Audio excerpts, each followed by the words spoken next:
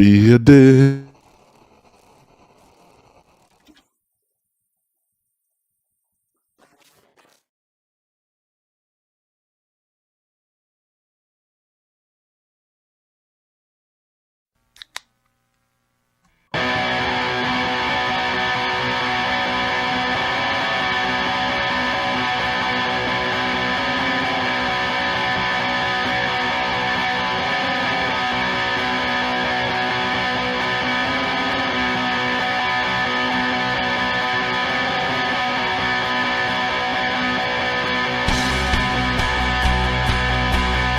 Welcome to the FromThe108 podcast, starring the drunk uncles of White Sox Twitter. He's a Twitter like whore, an Instagram thirst trap, and your grandma's guilty pleasure, Beef Loaf. A West Coast attitude in a decidedly Midwest body, My Sock Summer. And your host, he's sharing obscure music thoughts to give you time to hit the bathroom, Cheesy E.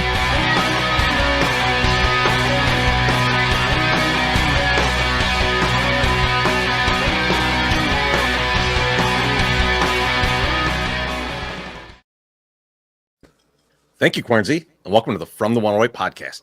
Get ready for some baseball, beer, and bullshit. And remember the drinking rules. If Beef Loaf says allegedly, or that he manifested that, you drink. If My Sock Summer talks about the gym or tells us he simply did not have time, you drink. And if I talk music or Star Wars, you drink. And of course, you can make all of us drink for $1.08 or more. But right now, I want to know how our quest is going, because so far it's been going really well, and I want to see if we can keep that momentum going. So I got to ask you fellas, what are you drinking? Beef Loaf, what are you drinking tonight? Boys, I wanted to stay on point, but I haven't had a lot of time to go out. I'm playing hurt. As you can tell, my voice is for shit. I used it all up on Sammy P's Chicken Dinner podcast last night, but I stayed with the theme because I am prepared, Treasy, to always have a rum and coke at my house at all times. So I got the Sailor Jerry's. Oh shit! I didn't know rum and coke was a thing. Yeah, Cuba Libre is rum and coke. So oh shit! I got the Coke Zero. A little lime in there. I always got lime coming out of my pores, so it's fine. There's no problem there. So delicious. It's really good for a sore throat. I must recommend it. Children should drink this if they got a sore throat. Is my thought. I mean the carbonation's got to be good for your sore throat. That's a no-brainer. And with the real Coke too, with real sugar, not none of this diet shit with like man-made material stuff. No, we just need real sugar. That's what I say. I think you're good with what. Thanks for backing me up. I appreciate that. There's enough sugar in the rum, man. Yes, sir. That's true too. It's huge. That's true. I just remember, Beef, we used to drink like Captain and Seven at like weddings and shit, and like I don't know how we did that. That's the sweetest drink that's ever been made. The spiced rum is the one alcohol that will make me go out of my fucking mind, because you're usually pairing it with caffeine, and so it revs me all up, and I can get incredibly fucking drunk on it, like seeing through time drunk. I don't plan to do that tonight, but if I'm out and you see me having a Captain and Coke, it could be a problem. I think it's the RC. I think it's not the rum. It's the RC that you would have those nights. Let's get a couple drinks real quick. Let's do it. Sorry. Someone didn't want me to do that. I fucked that up. I'm sorry. John Nava says, cheers, fellas. Great meeting you guys on Saturday. Sorry the picture with MSS was blurry. He was excited, yes, to meet me. Yeah, I mean, blurry's going to happen. Cheers. Blurry happens. Oh, cheers. Yeah. The picture of me and Bertoletti is like, it looks like he's superimposed from outer space in it. It's insane.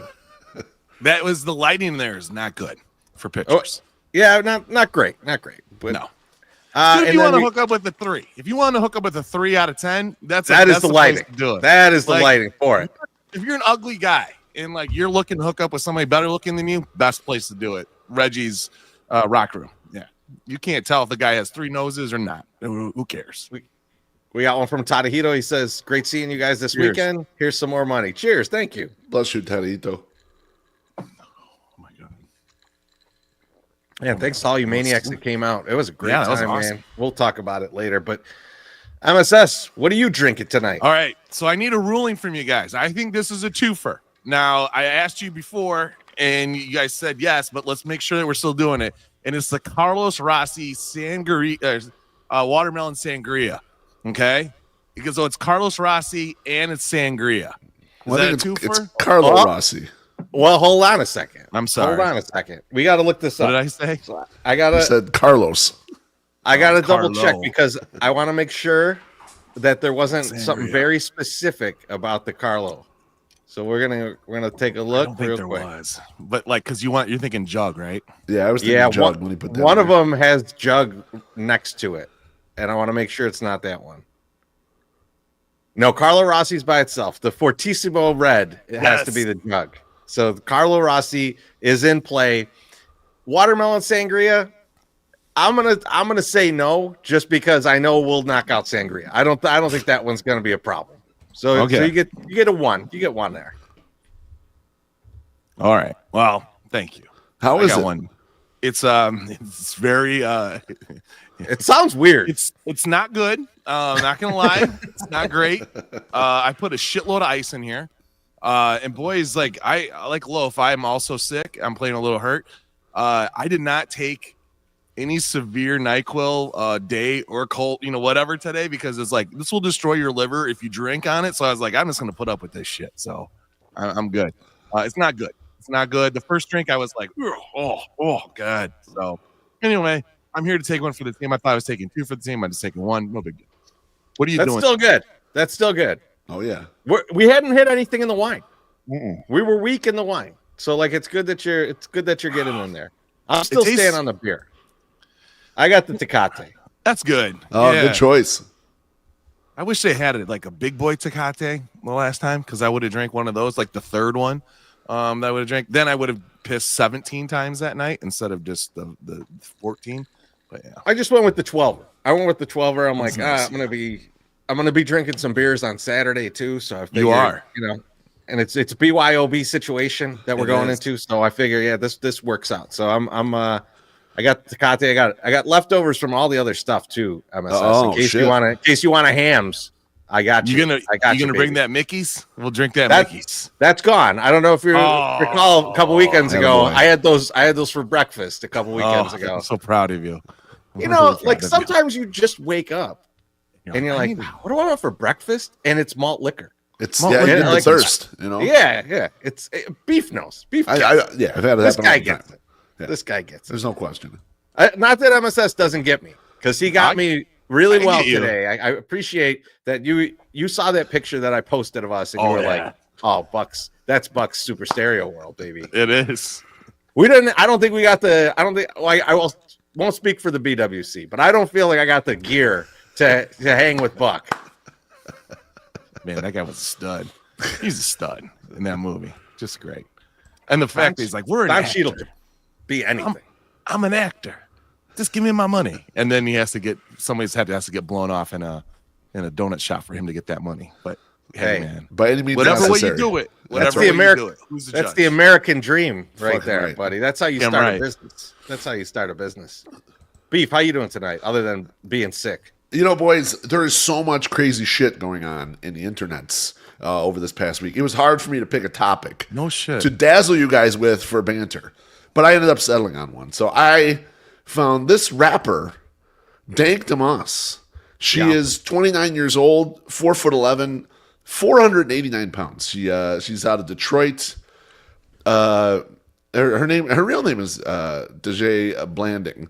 But anyway, she is suing Lyft because she ordered a Lyft, and as the Lyft rolled up, and there's video of it and everything, the Lyft driver said, "Oh hell no, you got to order an XL," and would not allow this woman into the car. A normal size car. I don't remember what it was. I mean, but anyway, so it's an interesting case to me because it is obviously discriminatory. But two questions for you guys.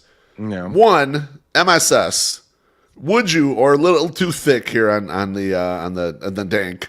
And number two, at the size that we are, isn't the XL way more comfortable? I mean, I kind of feel like she should have went XL just for the comfort, right? I mean, it's kind of a weird situation. That's what I was gonna say. That's what I was gonna say, man. Like,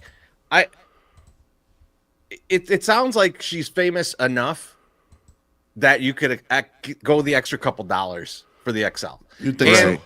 And fuck, man, every time there's more than just me and my wife, right? It's XL. Like I don't give a shit. Like if it's me, you, and my sock summer going somewhere, definite XL. Definite XL. It has to be. Yeah. I think even if it's just me and one of you guys, we're gonna go XL. We got to spread out a little bit. Yeah, right. For the comfort. You got to open and them so like legs I don't get like it. You know, you go out there and you go like, oh, give me one of these small cars, especially because like you don't have no idea what's gonna fucking show up. Right. Like it just seems like a like 500-pound wrapper. No, and I mean the fucking car, man. Like you just guy don't might know show up when in a they're gonna Geo show. Metro. I mean, I was going to say you're taking a risk that you have to hop into someone's Toyota Corolla or wherever the fuck. Yeah, but Geo Metro is a great example, Treasy. You're going to be all cramped up. It's going to be some bullshit. And also, if you are a rapper of some status, don't you want to come rolling out of the XL? MSS, I went to Spotify. Hang on, you shut your mouth. I went to Spotify, and my girl, Dank Demas, she got tracks on Spotify, and they got more views than this fucking podcast. I'll tell you that much. Listen, put that picture back up. All right. You have an answer if you would or not. Far be it from me to judge somebody that takes a promotional photo in front of their closet that's like half open and shit's falling out. But like, I don't want to judge her finances, but to me, Spotify ain't paying the bills, okay? You know, a guy that makes our T-shirts, friend of the program, Ryan from Off With Their Heads, tells me they make like less than a cent on a stream. So like, who gives a shit? And like, if you look at our check from YouTube, we definitely make less than a cent every time we do this shit. So I don't, maybe she doesn't have enough money to get the XL. I don't want to say IXL, but I don't know, man. Stop dodging the question. Yeah, I know. He won't answer it. He won't answer it. Would you or not? Would I?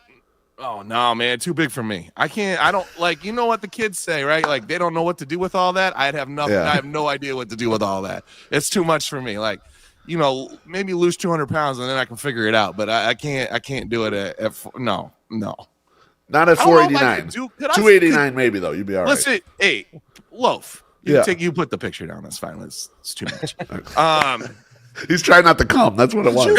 He's like, no, I won't. Just please take it down. All right. He said, I finished. You can put that picture down. Could you like sleep with somebody that weighs more than you?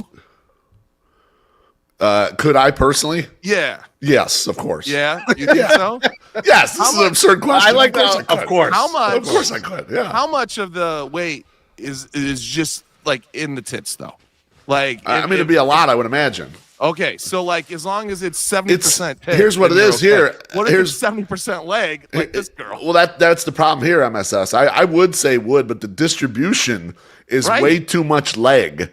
And a lot of leg that's dripping down to the lower leg. So it's a little, I don't know, logistically. I'm not hung like you are. I don't have a BWC, so it'd be hard for me to get in there, baby. But you just learned to swim recently. You should be all right. You don't have the I'm more worried about my unit. I can't get my unit in there. He's got the big one, Like, he can get it in there. You got no ass though, so you don't got to worry about that. You can just meander right through in there, man. That's true. Yeah, like a guy in a canyon. Nothing to hold on to me. I'll be going down there, like a water slide. I'll get in there. She'll spray you down with some Pam, and then slide you right through. My question back to you, Beef, is when you're going to get big enough to start getting some of these lawsuits under your belt?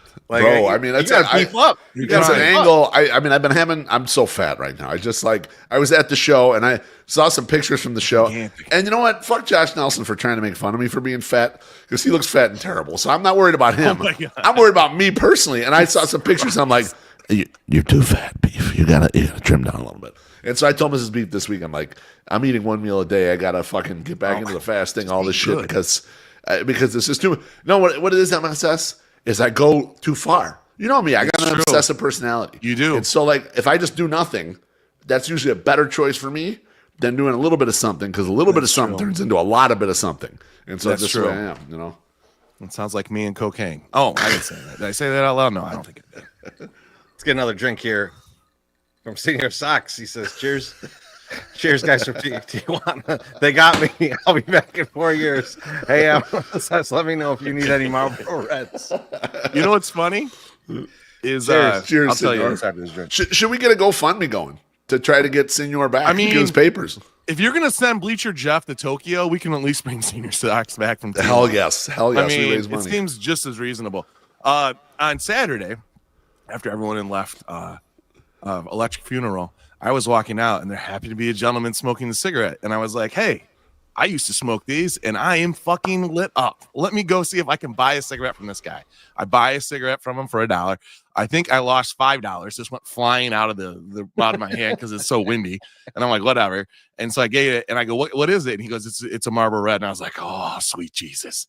And so I smoked a Marlboro Red while I walked to San Jose to get a burrito, which was my last meal on Friday night when I was so hammered. It was great. I was wearing a white shirt though, and did not spill any of the stuff on the burrito with the burrito on my shirt. So it was great. Oh my God, I didn't realize you were that jacked up on Friday. I was. Man, that's a good. You had a good night, my friend. You had a good night. I was a little sauced myself, but right. But you were sauced mostly on Saturday, not as much on Friday. Saturday, yeah, it was obliterated by the end of the night. A lot of shots yes. on Saturday. Yeah, I did buy a Lucy. Actually, I like buying Lucy's. Beer Garden Jim says not drinking any alcohol is a great way to lose weight. Just an FYI. Jim, look, I have a ton of problems. Okay, I'd probably be multimillionaire if I didn't like gambling so much. And booze is just part of the package as well, so that's not happening either. It's a great way to lose your personality too, there, Beer Garden Jim. Just saying. I don't know. MSS, how you doing? Over yet. I'm doing good, and I have an update. If you guys were here not too long ago, I was talking about the guy that filed for a payment dispute against me because apparently he did not order the Thomas the Train like cars on the internet. They were just wrong. And then we went and looked in his history and he was buying Thomas the Train stuff from everybody else. But from me, he did not recognize the transaction.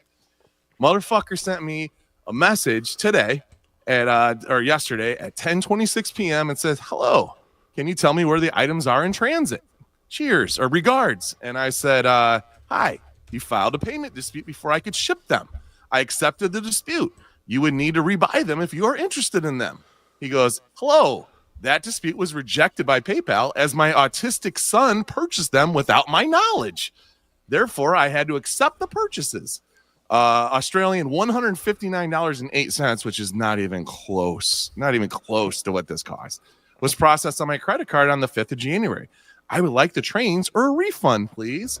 And then I had sent him some messages. So he said, as you can see from your messages, the dispute was rejected. It's like, no, they accepted me saying that it was okay.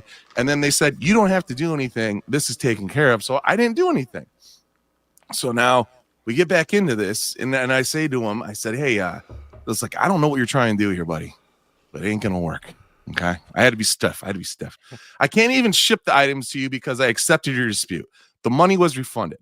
eBay said I had nothing more to do and the order is no longer in my queue. If there is a problem, please contact eBay. I've done everything asked of me. Now, people that run scams do this a lot too. He's like, I've contacted PayPal and it says you have already been paid. And then what do you say to that, Treasy? You say, show me the messages and then I will take that. I'll take your word, right? Because I can't just do this. And he goes, PayPal's now handling it. So I go to my PayPal. I'm like, expecting a message that says, hey, why don't you send this guy his shit? Absolutely no messages. Haven't sent me a message ever. Okay. I don't know what the fuck's going on here. But then I hit him with the fucking thing. I said on January 6th, I go, why didn't you respond to the message that I sent you on January 6th where I was like, hey, what the fuck's going on with this? Like, let me know what you need me to do here because I'll cancel it or whatever. And there's no response. Still crickets right now. This motherfucker running a straight scam on me. Buy Sock Summer, not having it. Fuck you, you weird ass people from Australia that collect trains. Stay away from me. Stop buying stuff out of my eBay stuff, please. Tried to run a train on you, man. I can't believe it. Can't believe it. Train's the worst kind of train to get. So, yep. Cheers. But that's all I got for banter tonight. Now, are you ever going to have to re-engage with this guy? I don't know, man. Next time he buys a train. I was going to say, you think they'll end around Treasy and come up with a different name and then try to buy from him again? He's definitely going to buy from you again. There's probably a drug. We're going to hear a little ding on your phone in a little while. It's fucking 10 trains sold. Please give me them for free and then pay me again. Hopefully it's not his autistic son that gets in my account and buys more trains. You know, I hope we don't need that. that. We definitely don't need that. So, Treasy, how you doing tonight? You guys know I like a good conspiracy like anybody else, right? Yes, sir. But the fucking NFL being rigged and all this shit is getting a little out of hand. I saw an article today that Dean Blandino, you know Dean Blandino. Yes, sir. Yeah. He's like the sexy official of the guys that do the thing. Oh, the one? Herrera's the drunk one. Blandino's like the Herrera looks like he could be related to us, Treasy. Yeah. He looks like one of our uncles. He looks a lot like that. But Blandino, you're familiar with him. He was saying that his brother truly fucking believes that the NFL is rigged and that his brother signed an NDA so that he can't tell him that he used to rig games and that this was all scripted and everything. And Dean Blandino was like, this man grew up in the house with me, and he won't believe me when I tell him, like, that's impossible. Like, it's just like there's too much going on. He's like, you can't mistake incompetence for conspiracy. And so I was just like, have we gone too far with conspiracies? Because I love a good, there's aliens, or like Bigfoot is lives underground, or like any of those things that are kind of fun. I like those, but I feel like goddamn everything is a conspiracy now. Right. Like, like if I trip on the ground and fart at the same time, I'm like, oh my God, someone's out to get me. It's the government. The deep state made me do that. So like, I can't, I think we're, as the conspiracy guy of the group, I think we've gone too far. I think we've passed the line that we should have crossed it, and we've gone too far now. Treasy, I saw a tweet today, and I saw some of the people in the comments retweeted actually that said everything can be a conspiracy if you're stupid. And I think that's where we're at, where everyone is just like, well, anything that went against me, that is some bullshit that had to be planned against me. I didn't just fuck up on myself. And everyone's kind of buying into, well, that's got to be wrong. There probably are some conspiracies out there. And truth be told, I'm not a big conspiracy guy. There's probably more conspiracies than I'm willing to believe. But everything ain't a goddamn conspiracy. Some shit is just dumb ass fucking luck. You know what I like? It's like the guy I met in Rossi's at 7 a.m. And like he's out of work. And he tells us the story why he's out of work from slapping his boss in the ass at the Christmas party. And he's like, yeah, Union was just out to get me. Yep. Like, really? 100%. Really? That sounds accurate. Yep. It sounds like it definitely was their fault. Yep. I like when people put out their conspiracy theories, like say maybe Facebook, and then delete them because they get so much backlash. Like the friend of mine that said, hey, isn't it weird that like California is burning and like all the pedophiles live in California? And I was like, whoa. It's like the Catholic Church is not having all burned down, and they have tons of pedophiles. I mean, you would think that if that was the go-to to cover up all the information, he's acting like pedophiles are a cash crop in California. Like, what the fuck? P. Diddy's house didn't burn down; it was filled with oil. Oh, dude, man, I watched that documentary today because I couldn't do anything else. Oh my God! But like a lot of it's like, I don't know, I never saw him hit anybody. But he treated this person like shit. And he does. He seems like an asshole. But like, and then the beating of his girlfriend, last girlfriend. Oh, it's bad stuff. We'll talk about that in another podcast. All right, let's get MSS. Pay some bills, buddy. Pay some bills. I'm totally not ready for this. Oh, what a surprise. I know. I'm shocked too, to be quite honest. Pretty shocked. 75 years ago, Lawrence Schwegg, a first-generation American, dreamed about having his own business. Lawrence had spent years working his way up at the Fulton wholesale market. So in the year 1950, he opened a small storefront on Canal Street. From the beginning, Lawrence perfected and served a family recipe for fried shrimp and hot sauce that is still the most popular offering now 75 years later.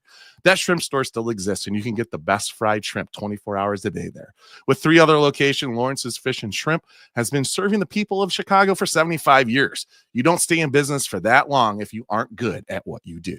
Be sure to follow Lawrence's on all social media, Facebook, Instagram, X, TikTok, all them places. There will be monthly specials and celebrations for this historic year. Now, today's the last day of the buy 1 pound of shrimp, get a half pound free. So there's going to be a new one starting up next month. I think it starts Saturday. We'll find out what that is. It's probably going to be a day. We'll find out what it is, but don't worry about it. But Happy New Year from Lawrence's Fish and Shrimp. You can place your order online at chicagoshrimp.com for pickup or delivery. Lawrence's Fisheries, serving the seafood you crave for 75 years. And this is our transition. Tonight's guest. We've been knowing tonight's guest since 2017. I remember walking into gate 4 in my 108 gear, and he said, "Oh, I love those guys." To which I responded, "I am one of those guys." 2 commercials, a beer fest, and tons of laughs later, here we are. He has 80 grade flow, and he's making his second appearance on the 108 podcast. He's the current director of marketing and promotions for our Chicago White Sox. Please welcome our friend, Mike Downey. What's up, guys? What's going on? Mike. How are you? Thanks for having me on. I kind of forgot that I was on that one in 2019, so I was considering this my first podcast appearance, but I guess it is. This is your first solo appearance. This is your first solo. one. You're the only guest. That's right. Yes. Yes, absolutely. I appreciate it. I've been listening and reading and following you guys since before I even worked for the White Sox. You know, I followed when I lived in Kansas City working for the Chiefs. You guys were my social media followers. You know, I followed you guys so I can, you know, just keep in touch with the White Sox. And then I met Jacob in 2017 by chance, and you know, so just you guys you do a great job. That was awesome. You think it was by chance, but he was eyeing you for bobbleheads that Yes, far sir. back. Probably. Yeah. I said he looks like the younger, better looking version of myself, so I need to be friends with him. And taller. He's a little taller than you, right? He's a little MSS? taller than me. Yeah. Yeah, well, I mean, I got AIDS. I got. He's a good years on Fenwick him. boy. That's Yeah. why he's taller than you. That's it. That's how it goes. Go Friars. So Mike, Go I know Friars. this is not your department, but we saw you this weekend at SoxFest. So SoxFest Live goes off. You know, how's everybody feeling about it? They feel like it was a big success. They feel like there's a lot to learn, or like what was the thought around the Sox? Yeah, overall, really positive. You know, we first and foremost, everyone's aware that it's a different format, right, than it was back in 2020. It's been a long hiatus, but we were really pumped to bring it back in, you know, a different capacity. And I think a lot of people internally were cautiously optimistic, you know, but with it being a new event, we really didn't know what to expect.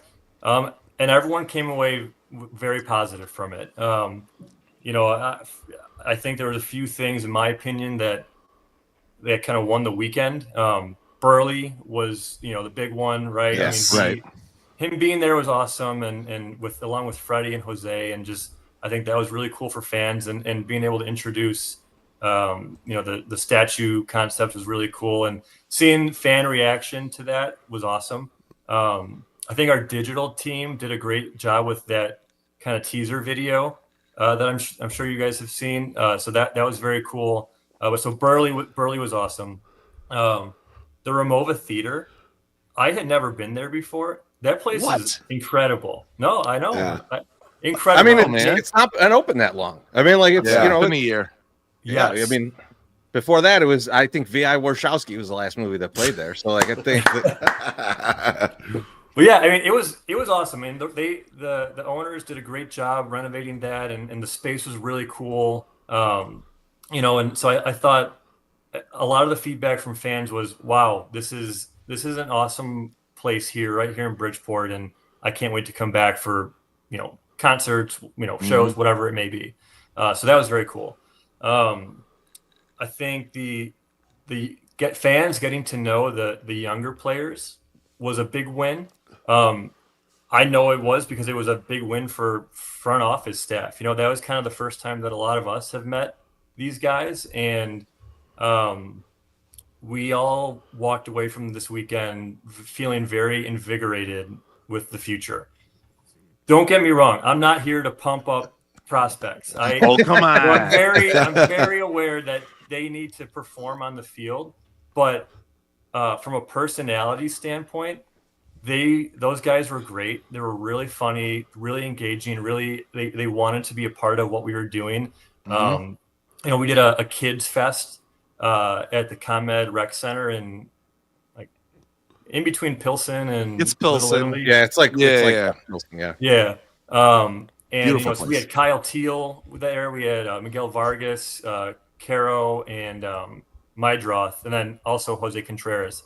But all those guys, all the young guys were awesome with the kids, you know, teaching clinics and camps and, you know, answering their questions. And Yeah. it was very refreshing because, you know, I've worked in sports long enough. There's a lot of guys who are just, you know, oh, I gotta do this. This is just part of part of the drill, and that was not the impression that we took away from this weekend. Was we felt that everyone there was also as invested in getting this right as we are. So that was really very cool. How many of those kids broke their fingers trying to throw that Contreras split finger fastball? He was signing autographs, and he was good. He kind of a cool tidbit about him. So his son is a junior in high school. They live down in Georgia, and his son was there at the Kids Fest, and we were talking to him for a bit. He throws 95 miles per hour, and Jesus Christ, he's getting recruited. I don't know if this is public, but I'm sorry if it is. He's getting recruited. No one by watches UIC, this, Mike. Don't worry about by it. UIC. Oh yeah, Nice. And they took just they toured the campus. I don't know if it was an official visit. I think they just, while they were in town, they went and looked at it. And how cool would that be if Jose Contreras' son pitched for UIC? That'd be a cool. Oh man, think of the NIL money you could give him to be pitching over there. Yeah, we're not allowed to do NIL with baseball players or softball. Really? Oh, interesting. Yeah. That's think about the cross promotion though, because hey, Sox fans, this guy's kid is playing. Go out to the UIC game and check it out. It's like kind of cool. For sure. Yeah. So that's really funny that boosters can give money to whoever. It doesn't matter. But like an organization that could, same thing, money. It's illegal to do that because you might hamper where they get drafted. You're kind of influencing that part. Yeah. Yeah. I guess.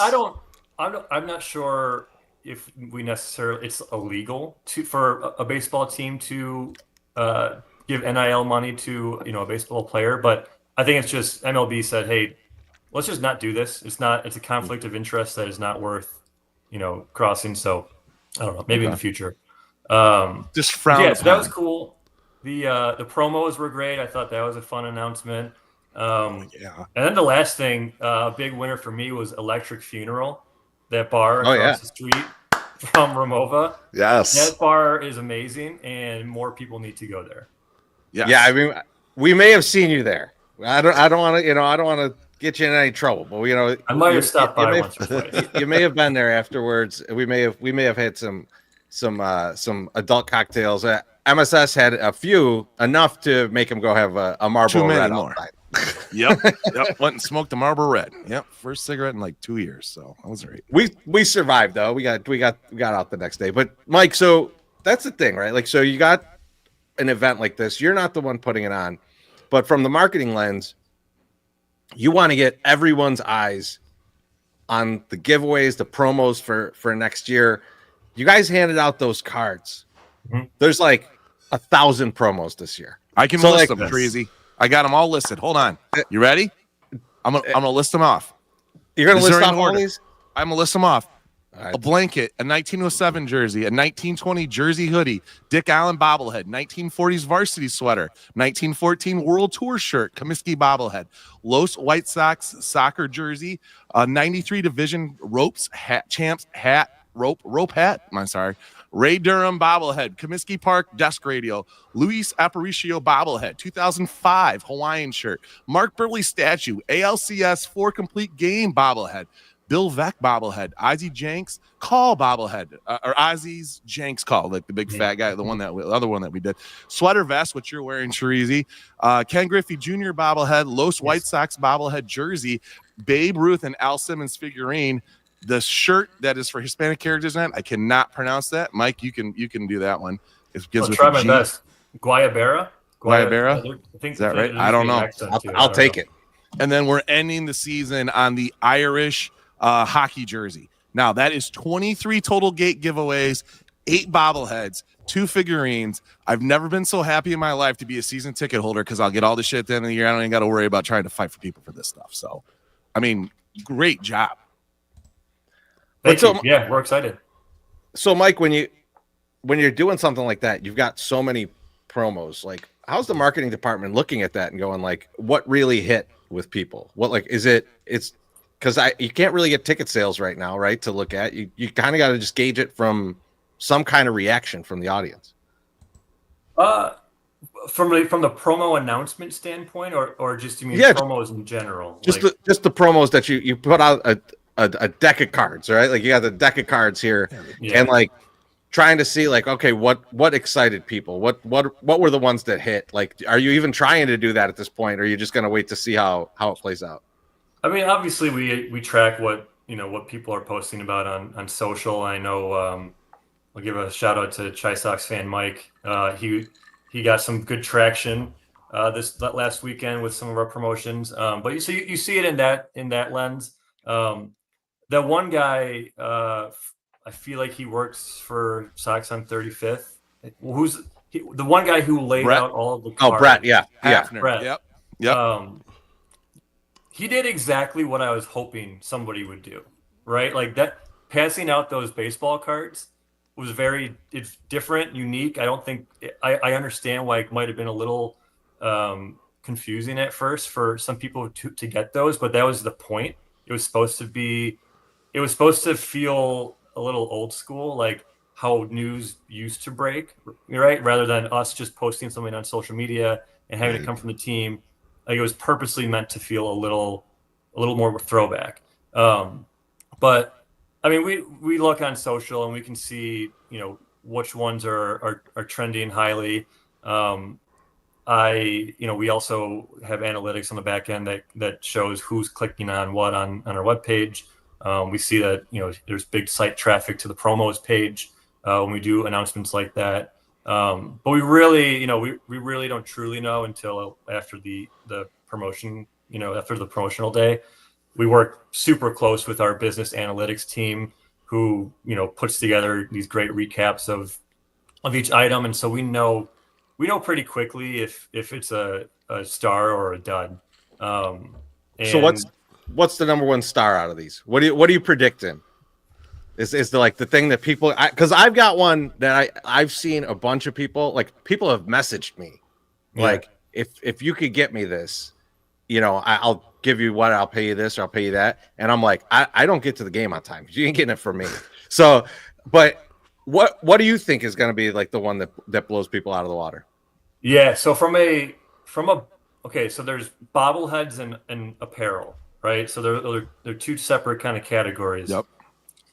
From a bobblehead standpoint, I really feel like the 4-pitcher bobblehead is probably going to be the most desirable. I mean, it's a really expensive bobblehead, so I hope it does well. But having those 4 guys all in the same bobblehead, and it's commemorating the 4 straight complete games in the ALCS. That's super cool. So I think from a bobblehead standpoint, I feel like that one might be the most high in demand. Also, just it's 05, right? And everyone loves 2005. Yep. From an apparel standpoint, Terezi, what you're wearing right now. Yes. I mean, people were going nuts about that. It's great. And it looks great sleeveless. Right. And it feels good. Like that, the quality. It is. It's it's really nice. It's actually very, very nice. And I had this on in a hot tub, so I kind of ruined the bottom of it. But whatever. For sure. Don't wear them in hot tubs. Don't wear them in hot tubs. I would not recommend it. That was the funniest thing, Mike, when I sent you that message and I said, the bottom of my sweater, the blue is a little red now because it got the bleach and the chlorine from the hot tub. And you're like, well, I hope nobody wears a sweater in a hot tub. And I was like, you know what? You're right. I don't think that's going to be a problem. We don't need to alert the masses. Don't wear this in a hot tub. Although it'd be really funny if that was on the outside of the package and it says, please do not wear in the hot tub. Like and subscribe our YouTube channel at FromThe108. That would be nice. We can look into this, putting something right there. So let's we'll get to this in a second. We'll get to this in a second. I'll just say the radio, the Comiskey Park radio is one that I've heard a lot about. Yeah, a lot of people have DM'd me about. Yeah. The radio is the promotion that I personally am most excited for. It is very unique. I don't know if a team has ever given away a radio before. And I know I'm sure for some people it sounds a little random.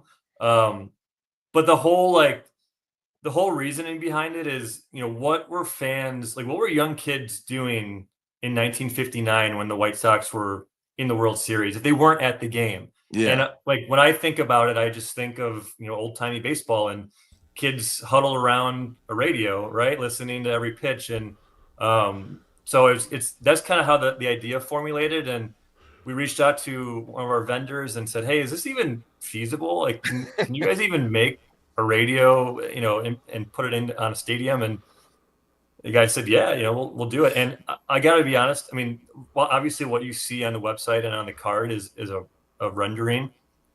What it actually looks like. I mean, I just got, recent updates. It is really, really cool.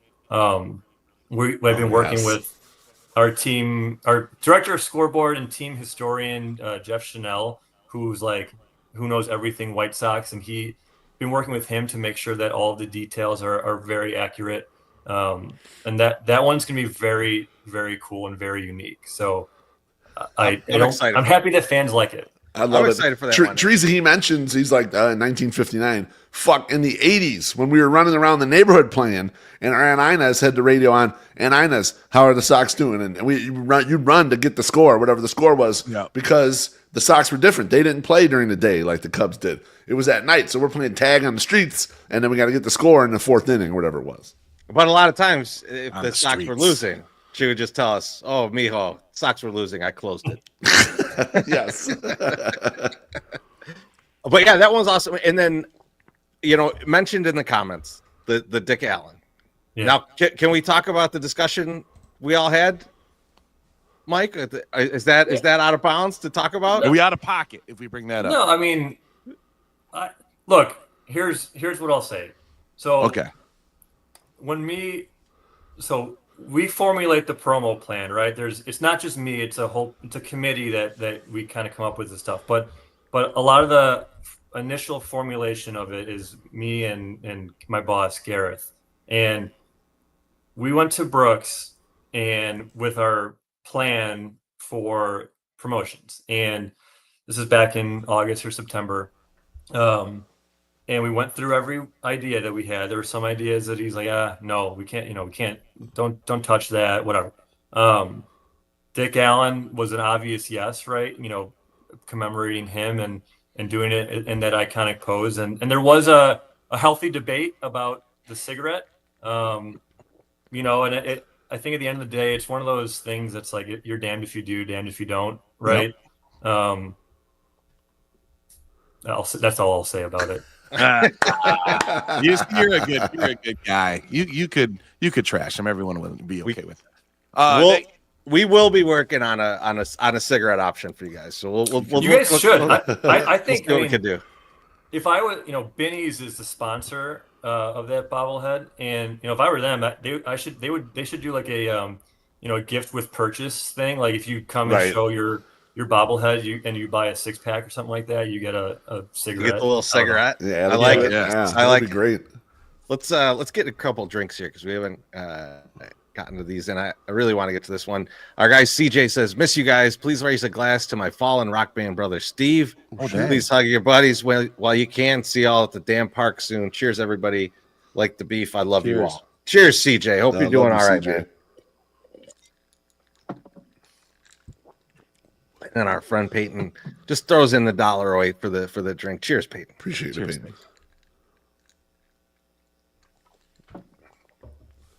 No, the giveaways were awesome. And as a bobblehead guy, and we got to see him early, obviously, and we'll talk about that here in 1 second. But like the one that I was like kind of like, I did not that I don't understand it, but like I didn't understand I don't get the impact of Ray Durham because I wasn't here when Ray Durham was doing his thing, right? Man. But so many 2000 people, White Sox, let's go, baby. so many people have reached out and said something about that. Like, finally, Ray Durham is getting a bobblehead. So, man, you nailed that. And like the most excited one that as a bobblehead guy, the one that I want the most is the Bill Veeck. The Bill Veeck bobblehead is so important, and a lot because he's got the peg leg. And you put the peg leg on the bobblehead. Now, is the peg leg gonna bobble too, or is it just the bobblehead? No bobblehead on the peg leg. No, but so I'm glad I'm glad that one is of most interest to you. I'm really excited about that one. That it took a long time to get approval to do that. I felt though, if you look at the promo schedule, each Saturday we're honoring like a different decade of White Sox of White Sox history. And I wanted to figure out how to incorporate Bill Veeck. You know, Bill Veeck is like the king of promotions. And so if we're doing 125 years of White Sox history and honoring all of these players and moments and figures with promotional items, you know, we'd be remiss to not include Bill Veeck in this. And so Absolutely. I'm really excited about that. And I'll say this, it's not just Bill Veeck bobblehead. It's going to be like a Bill Veeck day. So nice. Nothing, Sweet. no news yet, but it's gonna be fun. So We're gonna get a hologram. We get a Bill Veeck hologram out there on the field, like yelling at people. No, like that. I just think we'll probably bring back some of his stunts. And Nice. not some of them we won't touch for obvious reasons. Just different times. But, Get your records ready, guys. Get your records ready. Actually, Yes. that was his son, so not really. Wasn't really. Yeah. Bill's, Well, it'll be thoughtful. It won't. There's certain things that we're not gonna do, but I think that day is gonna be really fun. So if you're just a fan of baseball, not just the White Sox, I think that would be a really cool game to go to. But going back to Ray Durham, it's funny Ray Durham was someone who I grew up watching him, and the 2000 team, like that was the first team that made me cry. The first team that broke my heart. Right, I was 11 years old, and everyone was a Frank Thomas fan. Right, Frank Thomas was awesome. He was a superstar, not just in Chicago, but across the country. But you can always kind of tell, as a 10, 11-year-old kid, you can always kind of tell who was a diehard White Sox fan when you were like, okay, who's your second favorite player? And if they said Ray Durham, you're like, all right, yeah. They were okay, yeah. You're actually a fan. But the guy was a stud. He was a 2-time All-Star. And Ray Durham's bobblehead, it's obviously of him, but it's also a representation of all the guys like him, right? So the Jose Valentines, Herbert Perry, James Baldwin. I saw someone in the comments, Mike Soroka. They're these guys that you grow up with, and they're legends to you. And even though they might kind of get lost to history, but they're not lost on people like me. And right. So that's why we picked Ray Durham for that one. I love that one. I was so happy to see that. I mean, and he was such a, like when you're looking at eras of baseball, right? Like it was that era really when you start to see those middle infielders that really rake, that can really hit. And it's not just a position where it's like glove only and you just like hope the guy can make some contact, right? So and Ray Durham for a lot of us, that was like the first real guy like that at second base that was just clubbing the ball and he's just an exciting player. And so I think all of us were, I think a lot of the people, especially at Ramova, we're near our age, right? In our age ranges, I know we're a little older there, but like sexier too. That range of people, they all watched him, and so they see that and they're like, "That's my guy. That's my guy." And so I was really excited to see it myself. Yeah, good. I think we should probably talk about those the most important thing, though, and about the commercial, and just Mike. You got to give us. We don't really even know. How did that even come about? What was the concept that you were like, okay, I know the exact 3 jerks to do this? So I can't take full credit for this. So Colin McGauley in our public relations department. So our PR department, they are the ones who kind of spearhead SoxFest, and so they kind of brainstorm what this is going to look like, and then parcel out, like once they kind of formulate some vague ideas, they'll parcel it out to different departments and to see who can help with what. So this is probably what, Jacob, back in December that it was before Christmas. Yep. Yeah. Because Colin, he approached me and he's like, hey, I feel like we should try to incorporate the 108 guys in some capacity. I don't know how, but I feel like a video, something with a video and in the hot tub would be funny. And I'll be honest, like my initial reaction was, I didn't know what to think because while I'm a huge fan, I don't watch the hot tub videos. No one does. Nobody does. Yeah. No one does. Yeah. And It's too arousing. That's why people get scared. They're gonna get unnatural feelings. You don't want to. Yeah, it's just it's uncomfortable. And it's you can't jerk off that much on a weekend. I mean, I get it. that's correct. No, that's right. Sunday. It's Sunday. It's Sunday. It's the Lord's Day. It's the Lord's Day. That's right. Yeah. But after we thought it through. We had a meeting with our digital and video team about a bunch of stuff, not just you guys. I don't want to feel too important. But we were at the top of the list. You were the end of the meeting, and save the best for last. I appreciate it. Yes. Exactly. But talking to some guys on our Sox TV team, and Ivan and Hector who filmed it with our scoreboard team, we thought, hey, this could be fun. Let's maybe we're working with an animator to help us do like the promo video with the baseball cards. What we're not putting on that video is the bobblehead series. So we thought, let's use you guys for the bobblehead series. And we, Ivan and Hector, like the week before, they said, hey, should we create like a storyboard for this? Like, should we create a script? And I was like, no, I don't think so. I think this needs to just be, from the heart, right? This is so funny. And so on Monday morning when we showed up, I mean, how cold was it? Like it was 13 degrees outside. Yeah, it was negative wind chills. Yeah, I mean it was cold. Very cold. It was freezing, and Hector, he was like, dude, I don't think my camera can last that long out here. So like, we probably need to just film this as fast as possible, and we'll see what happens. And all right, I'm like, okay. Jacob definitely had some trouble with the opening line for a lot of it. Yep. We got to get those outtakes. We need those outtakes. Mike, I wanted to ask that was my Sox summer just putty in your hands when you're getting ready to work, because you were feeding him lines and he's got to go and do the thing, and then there were a couple extra takes, but if we're honest with ourselves, no one got frostbite, so we did it quick enough, right? You guys crushed it. I mean, we didn't get sick. Yeah.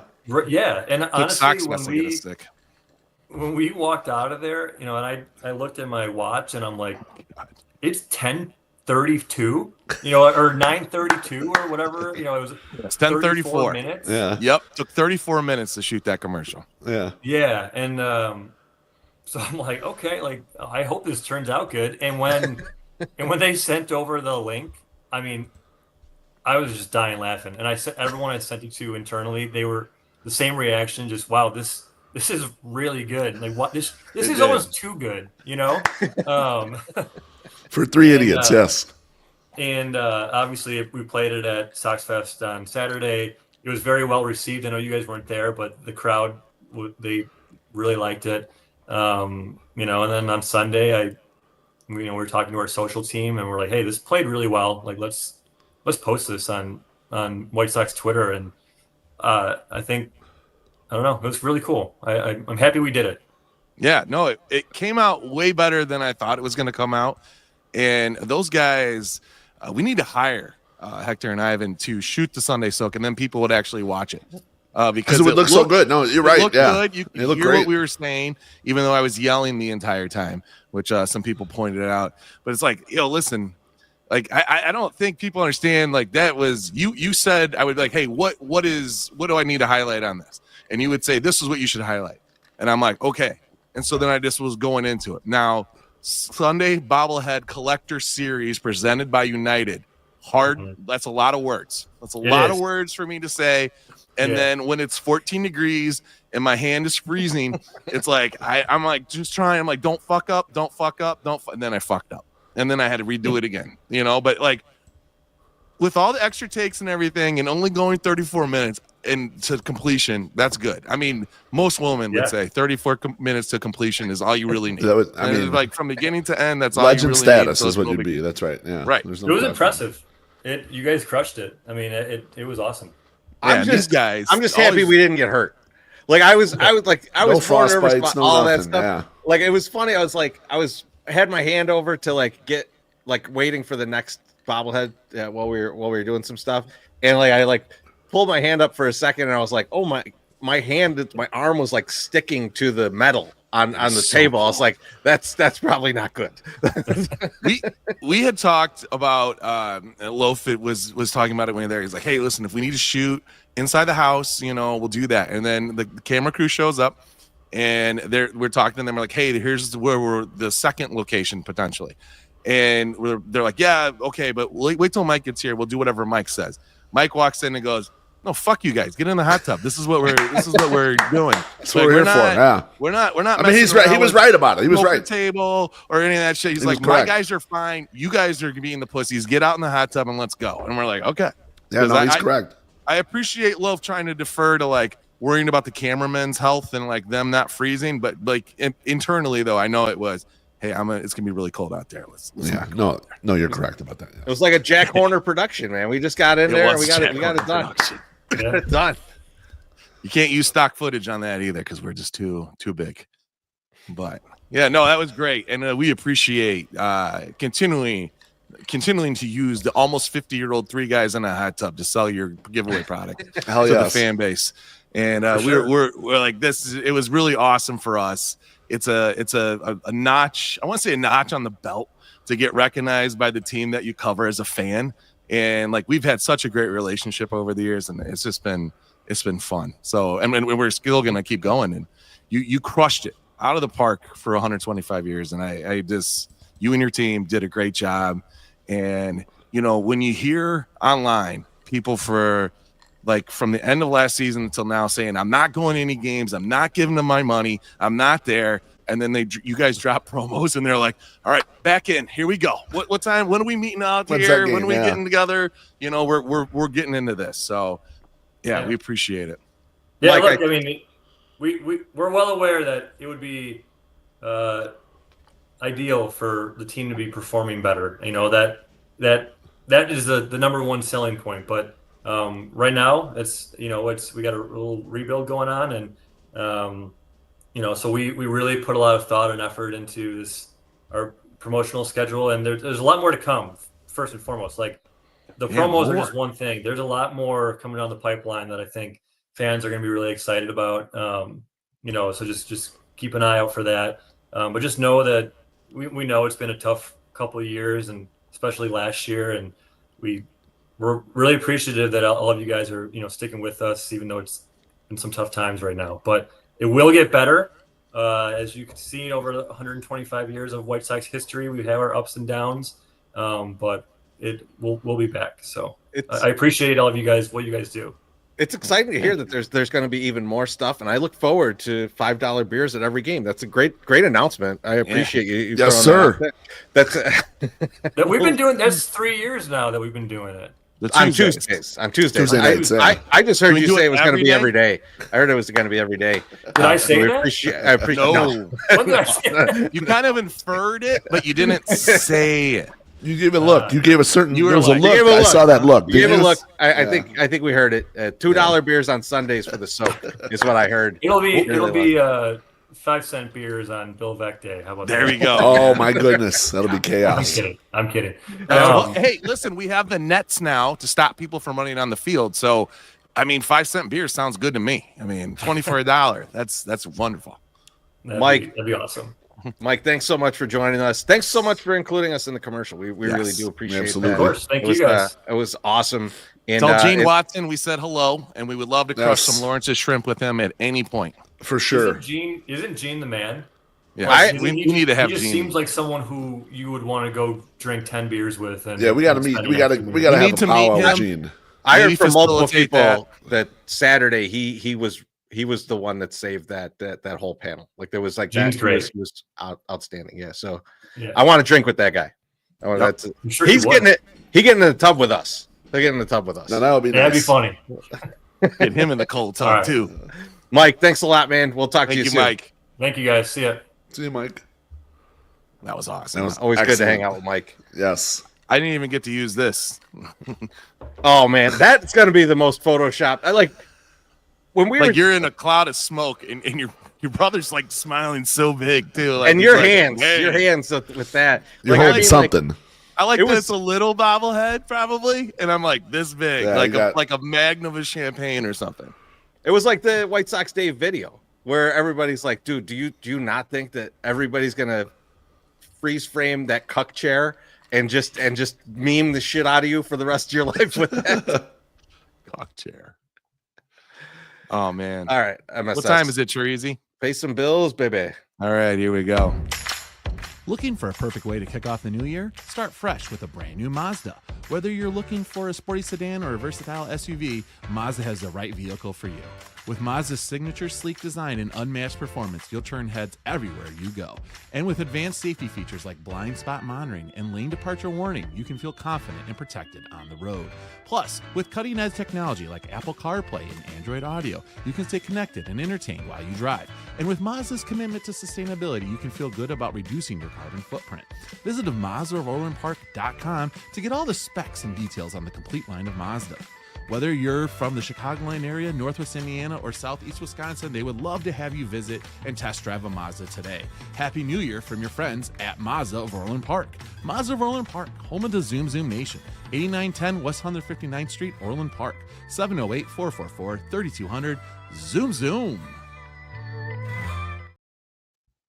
Oh man, you know what it's time for, guys? Do it. Smash or pass. Smash or pass. Smash or pass. Smash or pass. Smash or pass.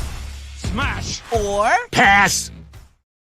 There's no way that is 15 seconds. That feels like it I- is 45 every- seconds to a minute and a half.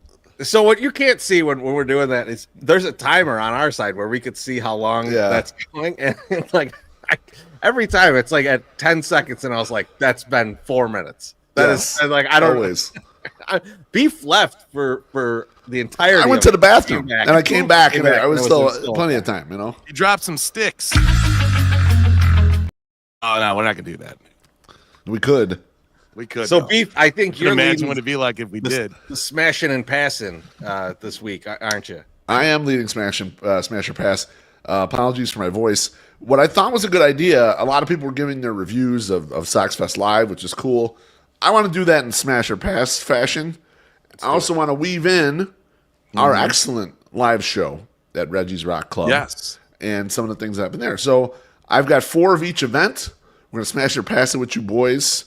And we're going to lead off with SoxFest Live. Now, SoxFest Live, the first Smash or Pass are opening the event with little-known bands.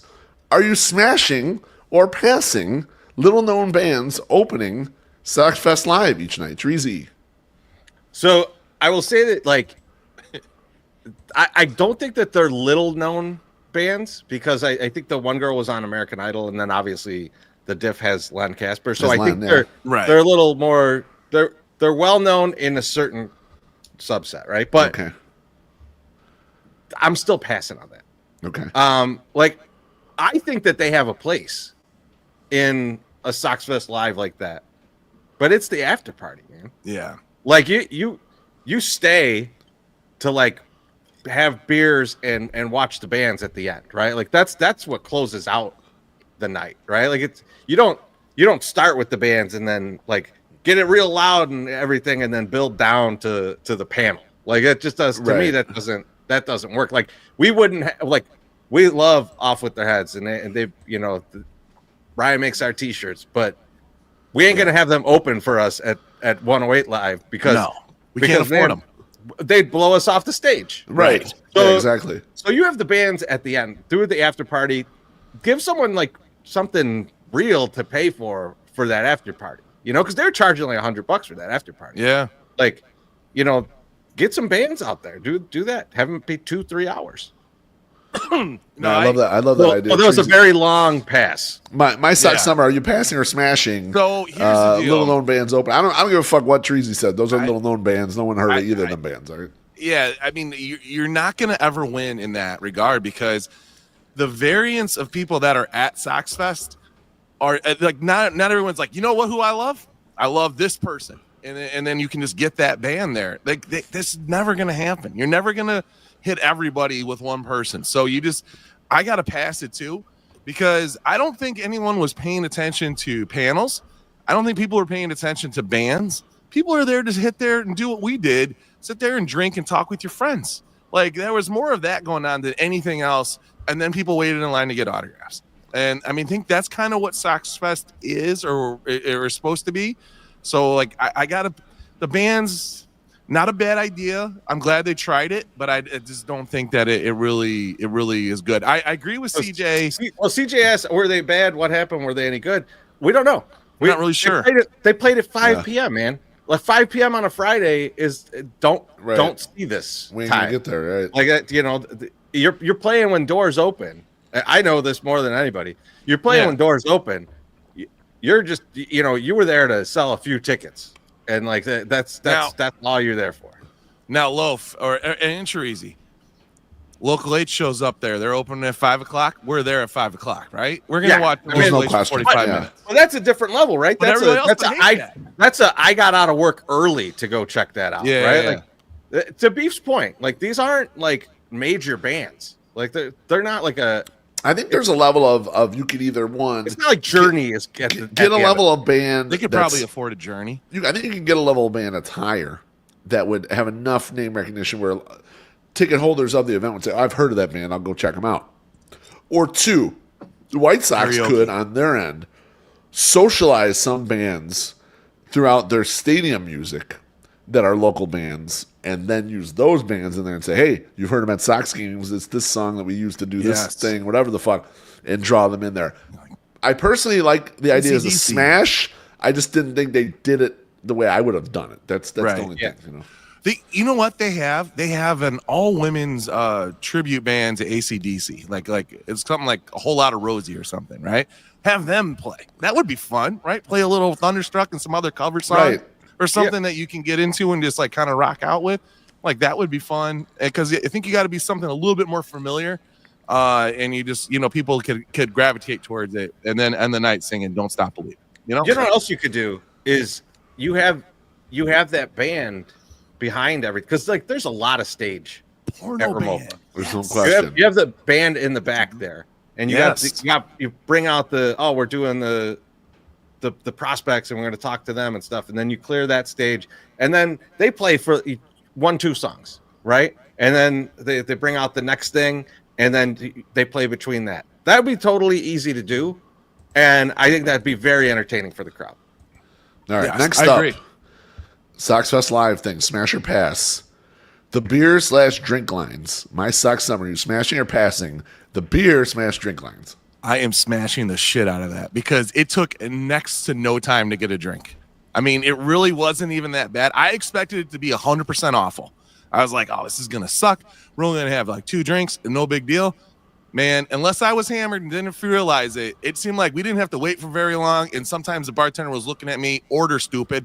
Let's go. Let's get moving here. I need to get these people served. So, yeah, no, I'm smashing the shit out of that. It seemed like we got a drink almost instantaneously upon entering there. How about you, Trezo? I'm smashing. And this is one thing. So when we first got a chance to, like, me and Josh got in there pretty early to see everything, when they were first opening, right? Yeah. And you can tell this place, it's just like the Salt Shed, where it's like this place was opened by people who go to a ton of shows, because there's all kinds of things that make you realize, like, oh, these people go to shows, because like the way that they set up even not the lines to get a drink, but the drink lines, like the beer taps and everything. Yeah. Yep. They run so that in the back there, you've got one bar inside in the back and then one outside. And then they run straight up to the second floor. So then there's another bar up there. And like, that's optimal, man. That is so many places to get a drink. And you can push so much of that flow outside to where like there is room to be around, and like you're not bothering anybody watching a show. Excellent job of setting that up. Yep.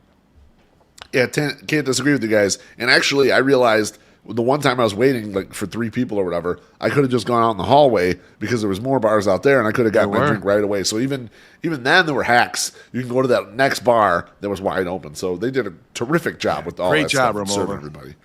All right.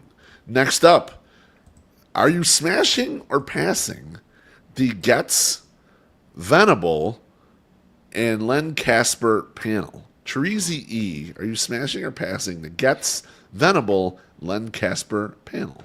So if I didn't actually see it, I probably would have smashed and said, "Oh yeah, I would like that panel," because I think Len does a great job.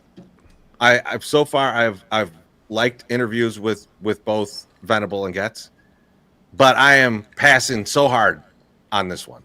So one, I don't know why, but they did not have the mics up enough for that. So like you could hear crowd noise over them. Two, the questions were terrible. They were just hot garbage, and they were all similar. They're all just same version of the same question over and over and shit. Yeah. And the cookie cutter answers from Getz are just atrocious. Like they should have gave him a couple of those free burleys, man, because like you got to Loosen them up. you're only talking to this group. Juice them up, man. So I that's that one. I'm a hard pass on that one. And you know, it's funny. I ran into Len Casper at Electric Fuel afterwards, and he asked me, "Hey, you know, I know you were in there because I was sitting with the Sox people. It's not like he just came up to me. He's like, "Oh, let's talk to this maniac." So, but he came up and he said, "You know, what was the sound like for that panel?" And I was like, "Hey, too low." I was like, "The comedian came out after you guys, and he was loud. Like he knew I got to talk over everybody, and that was a miss. Like the sound person there should have been like, I'm cranking these mics up till they start to feedback because we gotta get this over the crowd noise." My Suck Summer, are you smashing or passing the Getz Venable Len Casper panel? Okay, so if I had not ingested any social media, any radio interviews, or any other thing that was done before SoxFest, I would smash it. But I'm passing because I heard the same things out of Chris Getz's mouth and Will Venable's mouth for 2 days prior to that event. Like it was the same canned shit for every day. So if you're not paying attention and you're trying to still tune in your clock radio to figure out what the fuck's going on, then you're fine. You know? But yeah, I mean, it's hard to have that kind of panel without fan questions, but also what are you going to really ask them that isn't like obnoxious? Like I would hope that there's some actual questions you could ask Will Venable that no one's asked before, but I doubt that we're getting that from the guy that's going to SoxFest. So like it's just, I don't know how you make that more entertaining and introduce and like for fans and how they would enjoy that. But like it's not fun to listen to, like, because you hear it everywhere else and it's better sound. Terezi, like you hear it on the radio and you can actually understand what they're saying, and they're asking questions that might be a little bit on edge, you know, versus, so how do you feel about the season coming up? Well, we're going to try hard and we're going to improve the culture and get better. You know, it's like, listen, I can only jerk off to so many of these things, you know, it's like, I don't need to hear this like way crazy idea that's going to make us so much better. The crazy thing to your point too is like the sound in Ramova is awesome. Yeah. Like, I don't know why that panel was like so muted. quiet. Yeah. It was strange.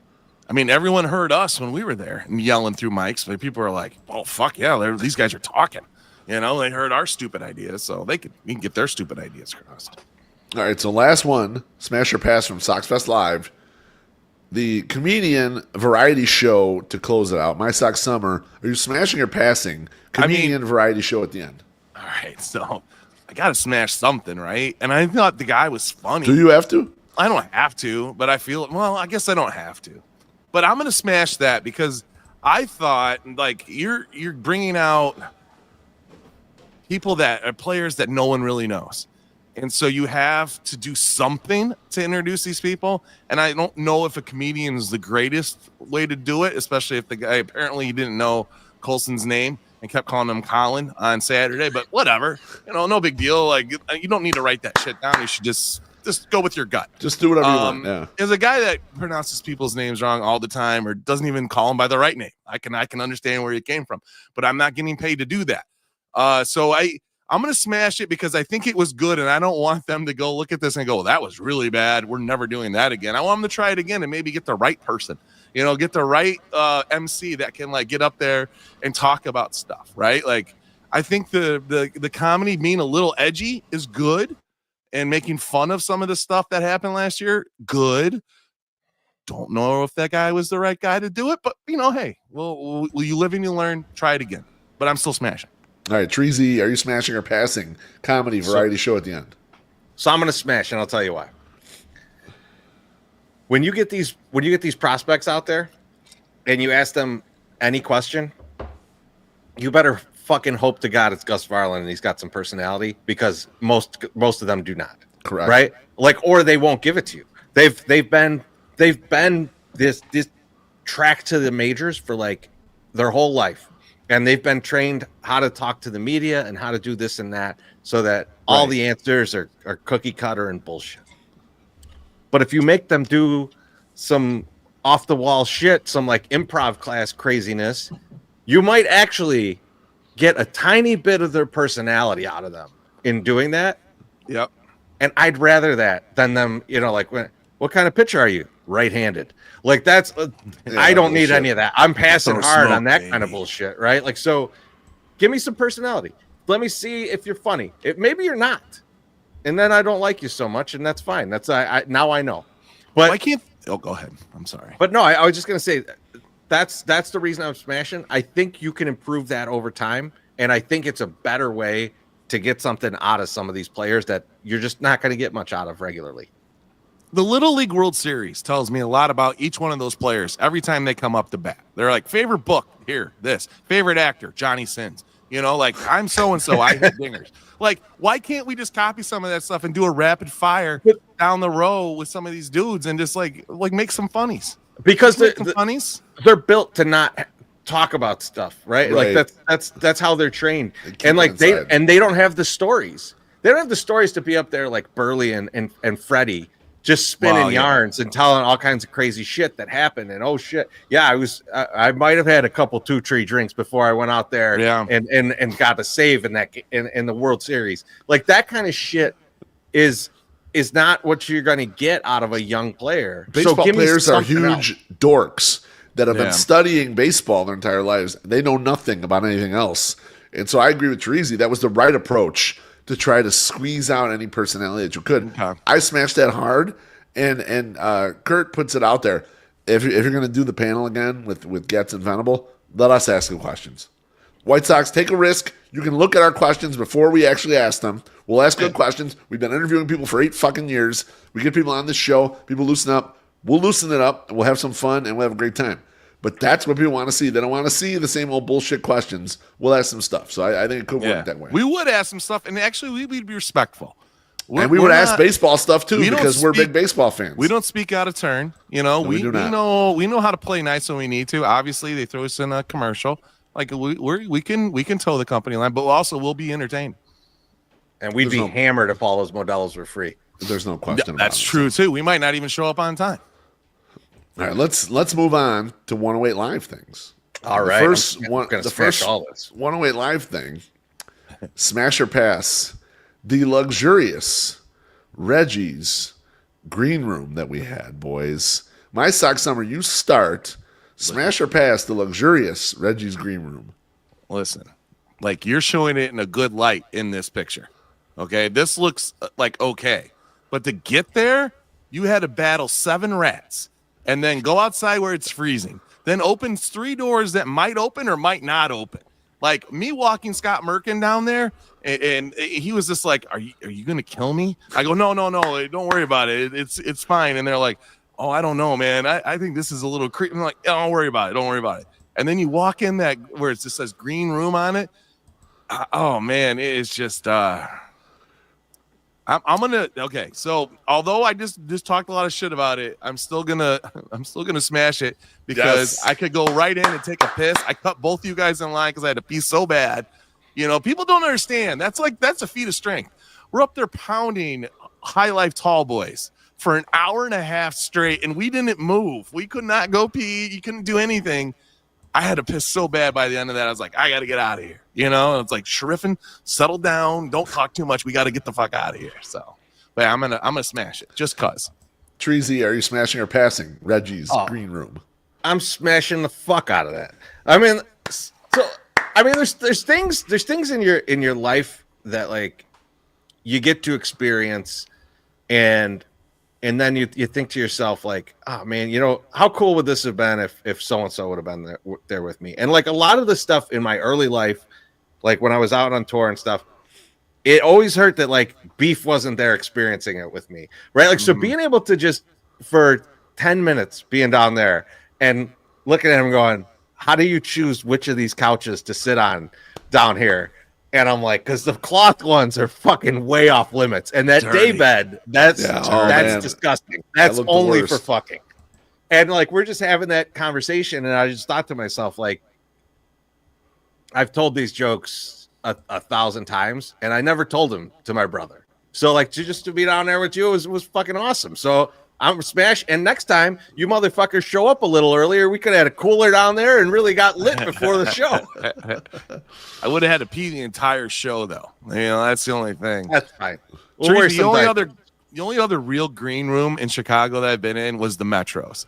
Like I've been in the Metro backstage area with Wesley Willis, not trying to brag, but it was a cool experience. And I remember taking pictures like nobody's business. It was like, this is badass. They had like a nice mural and then they had little rooms and I was drinking the shit out of free Heinekens as a 19-year-old. It was a great time.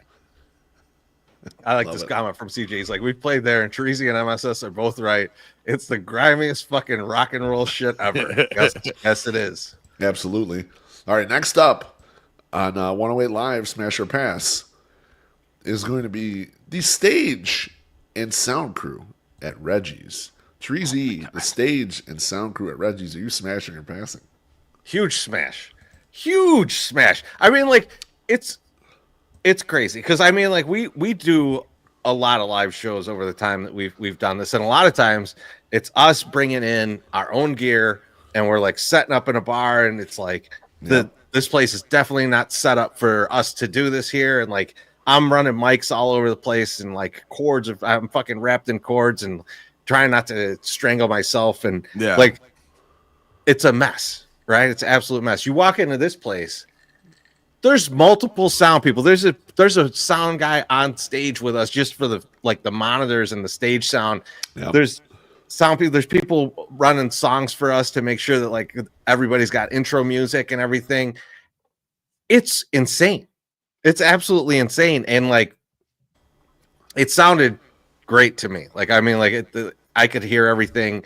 I could hear everybody talking on stage. I could hear, whatever we needed to during the show. It's awesome.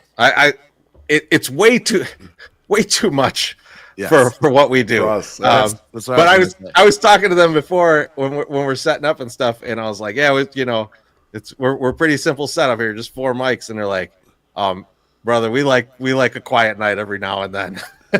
So I think they liked us too. So I think it worked out. Where do I plug in my theremin? Can you show me where I'm supposed to put this? I need this, a bass pedal, and I need this, and the sound just doesn't sound right. Can I get a little of this in the monitor? And we're like, dude, we have monitors? This is awesome. All right, yeah. Again, that was wild that we could actually hear ourselves and the crowd could hear us. It was amazing. So I'll echo the same thing. Like it's way too much for us. Smash the shit out of it. It was fun. It's also nice sometimes. Because I don't think any of us think of us as like a professional at doing any of this stuff like on a day-to-day basis, but like to be treated as a professional and actual talent, you're just like, oh shit, this is actually not as hard as it is usually when we have to go to Ballpark Pub and run fucking wires over top of the shipping container in the back so that no one trips over it and dies, But thank you, Ballpark Pub, for having us there. We appreciate that. But it's just like, it's nice not to have to like be sweating balls by the time the show comes on, and you're like, oh shit, I still got to perform, But so, yeah, no, it was dope to be around that. And also just to have at least one of these where like, I think we created a shitload of FOMO from people. Like when when you have John Shriffen on stage, and Scott Merkin telling us all the gambling tips that we need, these are things that you can only hear live. And I was like, this is like a good one to have, it was a good one to have under our belt, and it'll be hard to top this one, but we will do it. We will make it better. Yeah. There's no question about it. Let's get a drink here real quick from Jay Zell. why didn't Jerry come to your live show? I don't know why Jerry didn't come, but I mean, a whole bunch of other motherfuckers came. I did not send Shrift Jerry Dog. an invite. Shrift Dog showed up. That was awesome. Now, was sweet. like we talked about Len Giselle, appreciate briefly. it. Cheers. We talked about Len briefly. When he came up to the table, I did say something to him. I go, hey, we invited you to our show tomorrow. He's like, I did see that, but I thought I might be a little bit too busy, so I can't come. And I was like, that's fine, Len. I just wanted you to know that you were invited. So, like, we've got the email hacked down, and the people are getting the emails. They just don't respond to us. So we're halfway Still there. pretty good. So, And Giselle says, professional, have another drink. Oh, thank you, Giselle. All right, number 3 from 108 Live. Smash or pass, and this is my Sox Summer's turn. The seating on the first floor of the venue. And there's a picture of the first class pick I took. The seating on the first floor of the venue. My Sox Summer, smash or pass. oh man, I'm gonna smash it because it looked good, like when we first came in.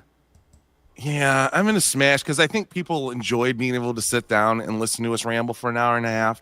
So I'm gonna smash it. I'm gonna say yes. Beautiful. Tree Z, smash or passing the first level seating in the venue.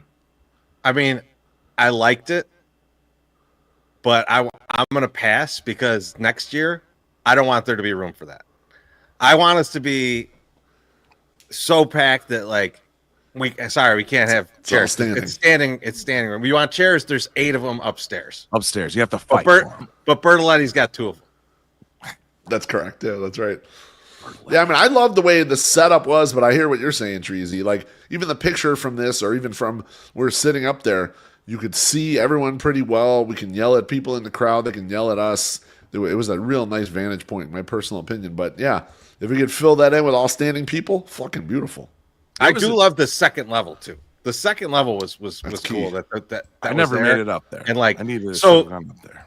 There's, like, nice chairs all along the front. So people were up there, like, right in the front, and then there was like bench seating in the back, so like people were going up there to sit down and stuff. So yeah, I mean, like there was a bunch of people up there too. It was a whole nother crew, whole different group. I wonder if people were making out up there.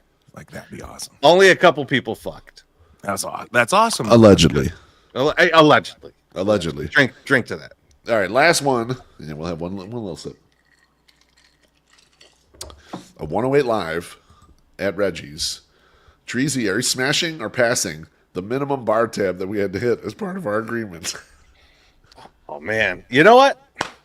I'm gonna pass on that. That was it was a lofty goal. It was a big number, and we almost hit it too. We almost. We were hit very, it. I think if I was thinking about this, we probably did hit it because people went into the other bar. Yeah, that's true. Yeah, and drank there, and they were there before the show too, right? Like there were people there before, so we easily hit it. But we don't quite get credit for all that. That's fine. I feel like we did our part, and I think it was it's why the next day I was fucking exhausted and just sat on the couch and watched. Oh man, me too. I was on the couch for like 6 hours straight. I just laid there all fucking day, man. It was beautiful. Luckily, there was great football. Are you smashing or passing our minimum bar tab that we were supposed to hit? I am also passing on that. I think, like, listen, I understand it. I understand. Baloney, yes, we are saying that as an audience, we did not drink enough, which is a shock. This has never happened for any of our live shows where we had a minimum tab and we missed. We missed by a little bit, but we missed. Just a little bit. Surprised, yeah. But I wish that like we had years. It's like, remember like when they had like minutes for your phone, and if you didn't use all those phones, they carried over into the next one. Yeah. Like we've smashed the minimum bar in the banana room like 100 times, right? Oh, so we have like thousands of credits, right? We should have on there, and you should put that towards the next place. Like when we're trying to do something big, and it's like, yeah. I think the last Banana Room show there, I want to say that we beat the minimum by like $2,500. Yes. Like, so it was just way over, blown out of the water. Yeah. But like, hey, it's a big room. Live and learn. You live and learn. You figure things out. Next year, that's correct. We'll get that bar tab. We'll hit that minimum. We'll just tell people, don't go into the other bar beforehand. Only order food in the place that we're at, and then we'll get all that. Yeah. Cheers, Joey. Joey says, Thanks, Joey. Had a great show Saturday night. Salud. Thank you, Joey. That was smash or pass, boys. Oh Nice man, work. you know what we got to do. Smash. Or Pass. Smash. or Pass. Smash. or Pass. Smash. or Pass. Smash. or Pass. Smash. or Pass. Now it's time for those thank yous and GFYs. My Suck Summer, who you thinking are GFYing? So this is an odd one, okay? And I'm fully aware that this is odd. But on Friday night when we're at SoxFest, Brooks comes down and is standing with us and shooting the shit and whatever. I want to thank Brooks for explaining the NIL to me and what it means going forward in college sports. Because I've been like, I ask people about the NIL all the time, and I'm like, why is this happening? And the guy's like, it's donors, and it's people that own these businesses. And then they get these guys for appearances, and they do signings. And I'm like, there's no way in fuck. You know, the guy that just left, Courtney Hawkins, that left Illinois to go to Kansas State, who got $3 million in the NIL to go to Kansas State. There's no way they're recouping that $3 million off T-shirts and signings from Coleman Hawkins. Like, it's just not happening. Like, this is ridiculous. This is a silly thing. And he's like, no, dude, it's just a legal way for donors to like pay kids that come to their school. Yep. And then he goes and says, but well, if you guys knew that, why didn't you tell me? But anyway, so then the next he says to me, but you know what's going to happen and why it's bad? And I go, why is it bad? He goes, because now these donors are saying, listen, I'm giving you this much money. You use it for players or you use it for facilities. And he's like, and you're going to see facilities start getting fucked because they're trying to buy the players because the donor would rather get the player there to come, the team be better, and the facilities are going to suffer. And I was like, oh my God. And like, even in my, like, That's why Brett Favre's got to rob Mississippi's welfare so that they get a nice facility down Get there. the volleyball you know? court down. That's right. Yeah. So yeah, no, I really appreciate Brooks like breaking it down for me as a guy that knows a lot about college athletics. Like I just thought it was great, and then it was very nice of him to like speak to my level, especially me reeking of Modelo. So thanks, Brooks. Beef Loaf, who you thinking are GFYing? Boys, I'm going to thank my guy, My Sock Summer, because last week he brought up a porn star that I hadn't thought about in a long time, and that's Lisa Sparks, and I put a picture up on the scoreboard. And I gave her a little nostalgic yank this week. So thanks, MSS. And if you have any other forgotten starlets you think I should spill some DNA to, don't be shy. Commenters, too. Commenters, who throw them out there. Know. Just let me know if there's anyone you think I bet. Oh, Beef, you hadn't yanked one to this person in a while. And, you know, Lisa Sparks and I, we had a moment this past week. It wasn't a very long moment, but it was a good one. So thank you, My Sock Summer. Appreciate you, brother. Wasn't a long one. Jesus Christ. Ripped your fucking vocal cords right out, didn't you? Sometimes in the oh man, I can't say it right now. My throat too much. Nostalgic yank is a good Treasy, one. who are you thinking? I want to thank AJ Mithen, Nick Clark, English Sox Colin, and Shane Harmon for sending in the international questions for the Ask Herb segment of the show on Saturday. That is on video. I gotta clean it up a little bit, get it out there. I will have that. It's about a 9-minute clip. We may make fun of the British a little bit in there, so just be prepared. But AJ, I apologize in advance. We did not get what animal Herb would be afraid to be eaten by in Australia on video, but it was a great question regardless. Great show on Saturday. I really appreciate everybody coming out, and thank you to everybody that contributed to it. Very much. And thank you for everybody who contributed to that bar tab. We almost made it. We almost made it. Made it. Yes, sir. Until we talk again, see you guys soon.